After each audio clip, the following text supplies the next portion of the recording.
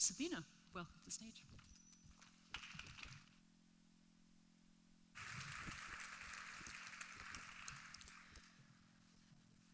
When Edith asked me to speak at this event, I said yes without hesitation. This is going to be my third time speaking in Scotland.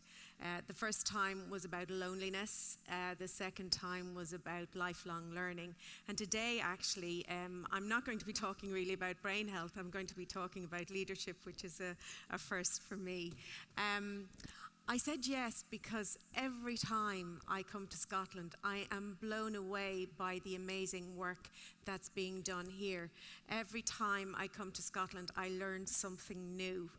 Every time I come to Scotland, I feel renewed, I feel refreshed, and I feel inspired by the people that I meet, and by the fact that they not only care about making a difference, but are actually taking action to improve the lives of those people that they care for, and for older people in general. So when Edith first spoke to me, she said that she would like to shine a spotlight on leading to improve, and that she also wanted to make this conference a celebration of the CAPA program. And so in that spirit, really, my talk today is an exploration of leadership and a celebration of the CAPA program, which I think is just a wonderful example of leading to improve in action. So, what image pops into your head when I say the word leader? Is it something like this?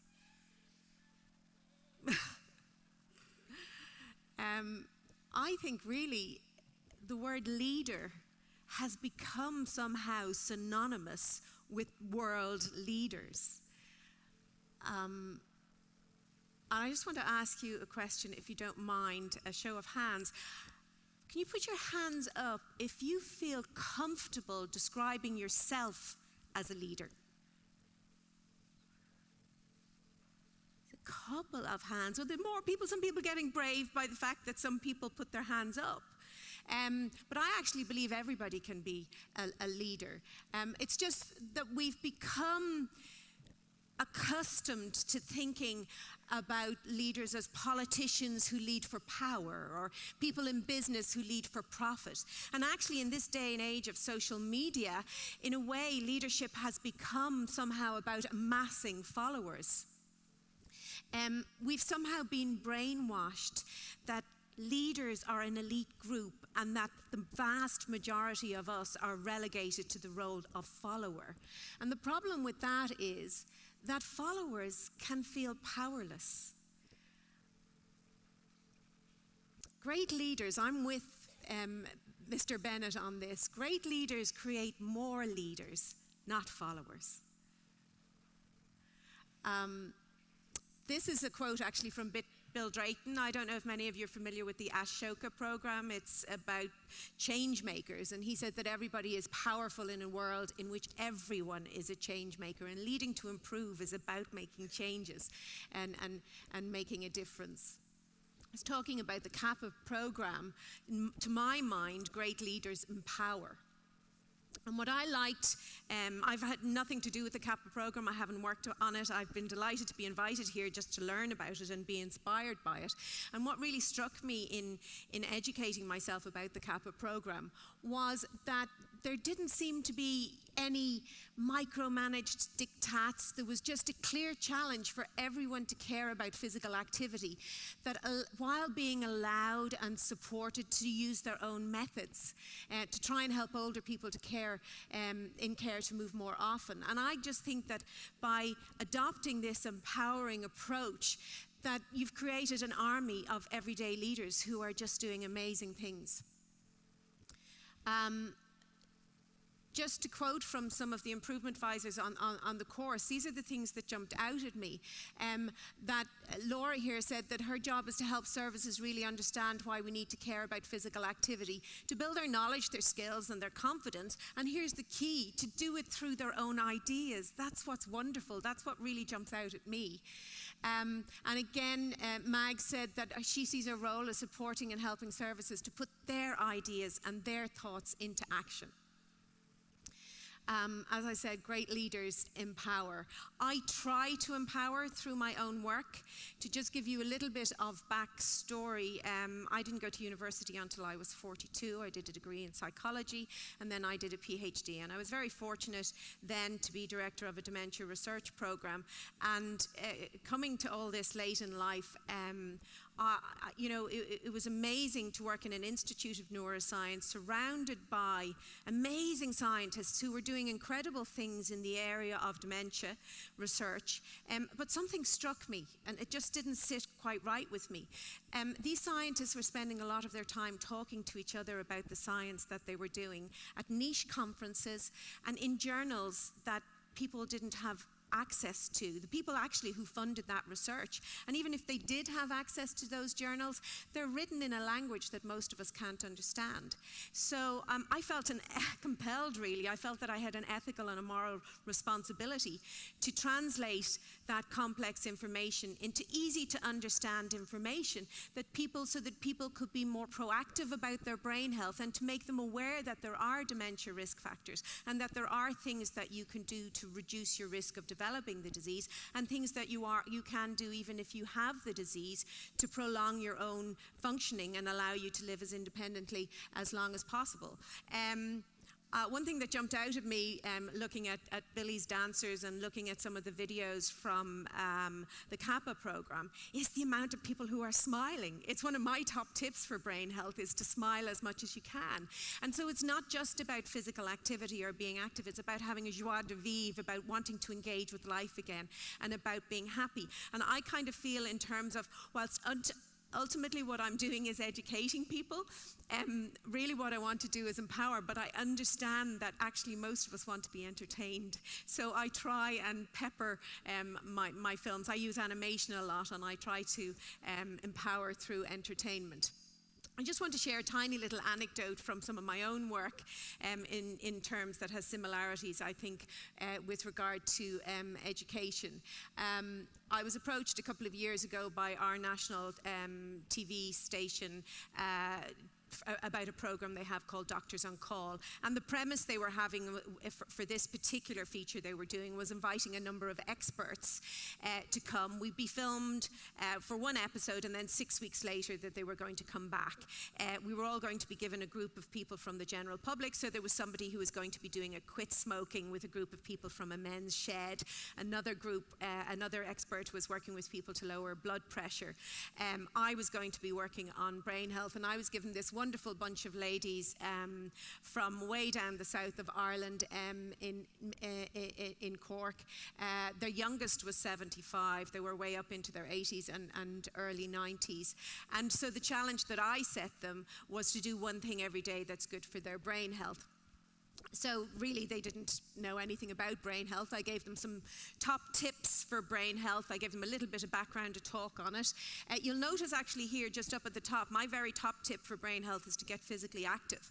And that's why I'm really, inspired. I love the CAPA program because by just getting physically active, you're promoting brain health. Did you know that one of the top risk factors for developing dementia is low levels of physical activity?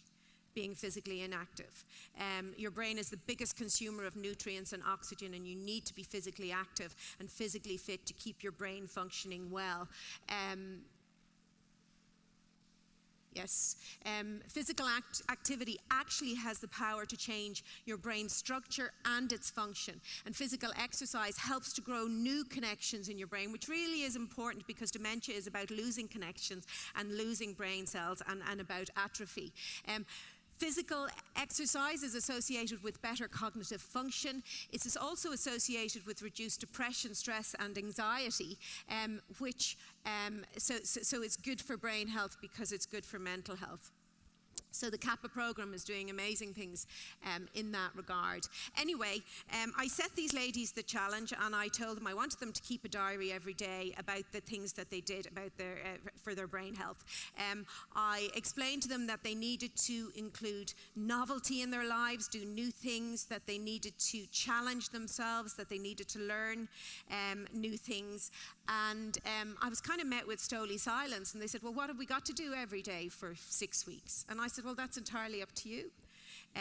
It's what you want. You've got to find something, but here's the rules around what they've got to be. To say that the room went frosty was, it's rather mild. They were quite disgusted with me. All this was being filmed for the TV show, so when the camera switched off and the ladies went home, myself and the producers, we kind of went, oh my God, this is just going to be a disaster when we come back in 6 weeks' time, because they were really quite cross.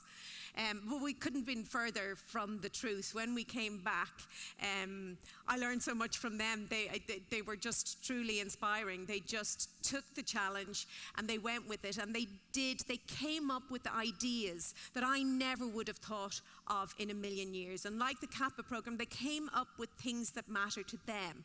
So one lady said to me what she did was she'd always wanted to use that thing in the wall to get her money out, but she didn't know how to.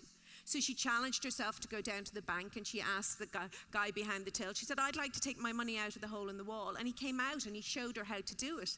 And she was delighted. So she went down the next week to take the money out of the hole in the wall. They'd put in a new machine. But she wasn't undeterred. She went inside, asked again, and he showed her how to use the machine, and she uses it all the time. Another lady had a DVD player for a couple of years. She got a present of it, and she'd never used it because she didn't know how to use it. So she asked her grandson to teach her how to use it. And of course, he jumped in, as they always do, and started doing it for her.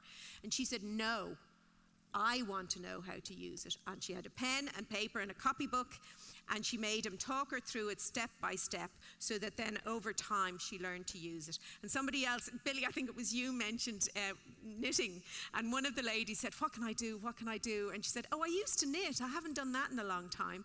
So she climbed up into her attic, which was great, because she said, I have a ball of wool in the attic and I have needles. And she came down and she sat down to knit, and then she said, oh, I don't have a pattern. And then she said, that's how I'll challenge myself. She wrote her own knitting pattern. So it was just wonderful. They're not things I would have thought of. So just giving people the freedom to come up with their own ideas. And then on the physical front, there was a few of them had thought about doing aqua aerobics, but were afraid to do it alone. It was in the next village. So these women didn't know each other before the challenge, but some of them got together and they started traveling every week to do aqua aerobics. That's just repeating that. So leading to improve. So I really firmly believe that empowerment is at the core of leading to improve.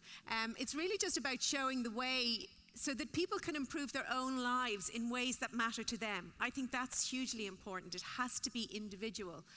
And this is quoting Edith, I'm sorry, but these are just great quotes really. The improvement work that care professionals are doing as part of Kappa, the power to open up opportunities for older people to continue to be who they are, to feel valued, to have purpose, and to feel well, to write their own story. I give a lot of talks about brain health and about reducing dementia risk, and my audiences tend to be over 65, and I always have queues afterwards of people with questions, and an awful lot of what I hear from them is actually, even if you're not in a care home, you feel invisible, underused, undervalued, and yet you have so much left to give in life. So I really think it's about liberating people from powerlessness, about giving them the tools to be the authors of their own destiny. And I feel the story of all our lives, like any good book, the last chapter should be among the best. What's always astonishing to me about, and this is Edith again, about improvements, is that something which seems quite small can make a massive difference. In fact, something in some cases it can be transformational. And I couldn't agree more. I believe that big changes happen when lots of people do little things. I think that I love the idea of leading to improve, because I think sometimes leaders set these very grand goals that are aspirational, they're abstract, they're somewhat generic and often very far in the future. And I think leading to improve acknowledges the incremental nature of change. And it allows for multiple starting points so that everybody has an opportunity to improve and experience success. I think that really the stories on Kappa and leading to improve and all the different stories that we've heard today make me realize how powerful we can all be in each other's lives. Everyday leaders can help to change the world one act at a time. So when I was researching this talk, I was looking up things on leadership and things from the Kappa program, and I took these quotes out that I have used throughout the talk. I also found this quote, but I didn't put the name beside it, so if it's your quote, thank you. I think it's wonderful. We need people in the world who can change imaginations. And I think that's what's brilliant about the Kappa program. It gave everybody involved in it permission to use their imagination. When we're children, we use our imagination all the time. And somehow that's beaten out of us along the way. And as adults, we spend a lot of our lives on autopilot. We don't question and we don't use our imagination, and we have missed opportunities for improvements, not only for the people that we care for, but for improving our own lives. So I would encourage everybody to be more like children. Question everything. I mean, any of you who are parents know what it's like to have a 3-year-old. You know, I think we were saying it even last night. Why is the sky blue? You know, what is this? Why is that? And I think that's really particularly important in care settings. Why are we doing that? Why are we doing it in that way? Why are we doing it at all? Why are we not doing this? And question everything that you do. Get yourself off autopilot. It will actually make even your own life more engaging. So, and encourage imagination. Mags again just said that Kappa was a light bulb moment for her, and it helped her to think differently and reflect on her own practices and missed opportunities to support people on the move. And she wanted to help staff in care settings to do that too. And again, she points to this fact that it's often the little things that mean a lot, and that small improvements can bring about huge gains. And I think that's the whole point I'm trying to make here, is that, you know, in a world where we have big leaders and we feel powerless and we feel, oh, the government aren't doing this and the government aren't doing that, but actually we really can change the world a little bit at a time, because you can see that through these amazing Kappa stories, that these little changes have been utterly transformational, changing the world of the people, of the individual. So this was, Lee said that staff are supporting those experiencing care to rediscover old loves, whether it's Bob Storier's football career or Frances Alexander being able to pick up her tapestry after a year of being unable to do so. I would urge you to watch the videos, and if you haven't or aren't familiar with them, watch the videos, read the case studies. I had no mascara on, thankfully, when I was reading them, but they really are just wonderful. This is Rose. She lived somewhere in a hilly location, and after an illness she'd become isolated, and she lacked confidence, and she was unsteady on her feet, and so she was invited to join an exercise group, and over time she became more confident and her mobility returned. And one of the staff asked her what she had done at the weekend, and of her own accord it transpired that she had just taken a trip into Glasgow. She said, it felt great to be able to go to Glasgow myself. I took the train to Central Station, went into John Lewis and Marks and Spencer's, and when I felt tired I stopped for a cuppa. And what I like about this is that Rose in this instance is the everyday leader, because when she told that story of what she had done, it's transformed the staff's way of thinking, and they were inspired to have different conversations with the people that they were working with, and to explore ways that were of moving that were meaningful for those individuals, and also to be thinking about what the people could do outside of the exercise class to get moving more. And this is an incredible story of Jane, who was barely able to move, and from what I read on the case study, staff were actually turning her every 2 hours. It was that bad. She said herself she felt that her life was over, but the staff never gave up, even when Jane did. And I think this story shows the power of hope, of belief, and of conversation, because basically I think the nurse was Janice Orr. She had said to her, to Jane, if you could just get out of bed, there may be a chance that you could get home. That's a tiny step, if you could just get out of bed. But it was enough to inspire. And Jane there says when she couldn't move, she felt life wasn't worth living. Now she can move, life is worth living again. I can't put into words what the staff have done for me. I wouldn't have believed that I'd been able even to sit up, but the staff always believed in me. And they continued on that trajectory of small, manageable goals. In all improvements. And against all odds, Jane has returned home to London. And I just so wish, my own mum had dementia, and she lived in a care home, and she had a horrific trajectory. It was a care home that said no. I have huge guilt, because even with trying, to make a difference and asking for things to be done, it didn't happen. Reading these Kappa stories mean a huge amount to me. I can't do anything about my mum. Sadly, she passed, but nobody should have to experience those kind of things. My mum would dearly have loved to have returned home. Just coming to the end, really, what I want to do is, as I mentioned earlier, the Kappa program is very much related to brain health, promoting brain health and reducing risk reduction because of the value of physical activity. I would hope it's wonderful news that the Minister has said there's going to be further funding. So those of you that are continuing to work with physical activity in the Kappa program, I hope that you might consider to introduce other aspects that will help to promote brain health. People are already doing that in a way, there's social aspects to the physical activity, etc. I just thought I'd share with you one of my little animations about brain health to give you a little sense of what you can do to keep your brain healthy. What can you do to keep your brain healthy?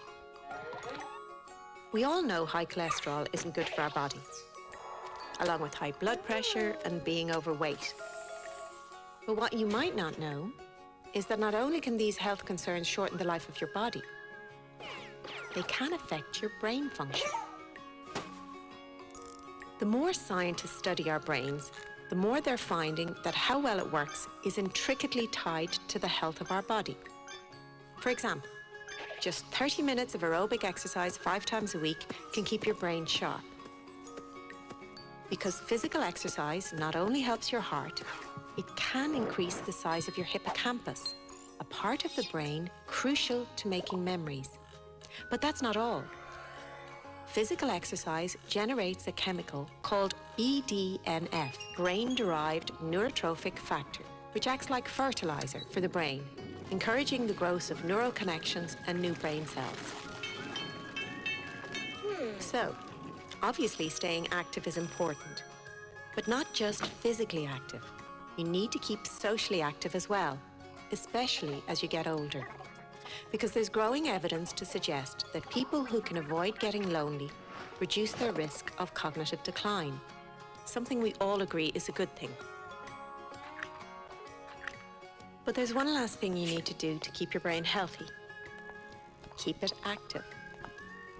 So, in no particular order, here are 3 top ways to keep your brain stimulated. Number 1, challenge yourself. The satisfaction you get from doing things slightly beyond your comfort zone actually changes your brain chemistry, making you feel more positive.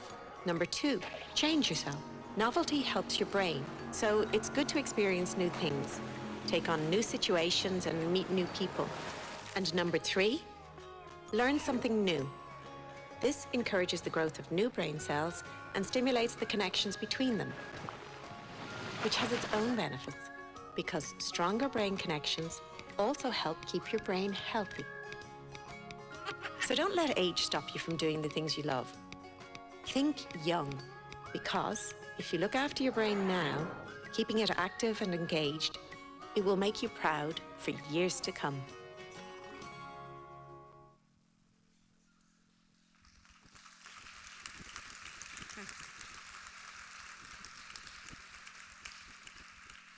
So I just wanted to finish by letting you know I have lots of resources available free online. This website, freedomliving.com, is a series of 10 animations that address people's fears around memory loss and dementia, and also about brain health. You can get a free license if you want to embed those films on your own website. You can download from the resources page a free license to do so. And also, these films have been viewed in 145 countries. They've hundreds of thousands of views, and they've been translated into multiple languages, revoiced in Hindi, Somali, Arabic. But we also have, by volunteers, we have recaptioned them. So we have Basque and French and Dutch and various languages, all done by volunteers. So if anyone would like to volunteer, it would be fabulous to have Scots Gaelic or Scottish Gaelic up there if people wanted to the aim being just for the films to reach as many people as possible. HelloBrain.eu is an entire website filled with information about how your brain works and how you can keep it healthy. Lots of animations, lots of background stuff. I also have, which may be relevant to those of you, although this was aimed at family carers, I added to that website, I got some extra money, and I added to that website some resources for carers. So there's a couple of animations about self-care for carers, and also about managing challenging behaviours. And that's just hellobrain.eu/carers. I also have a free brain health app, and it just gives a top tip every day for people to do something for their brain health. As I said, they're all available free online, and there's even a pen and paper version that you can download for people who aren't on the internet or who don't have a smartphone.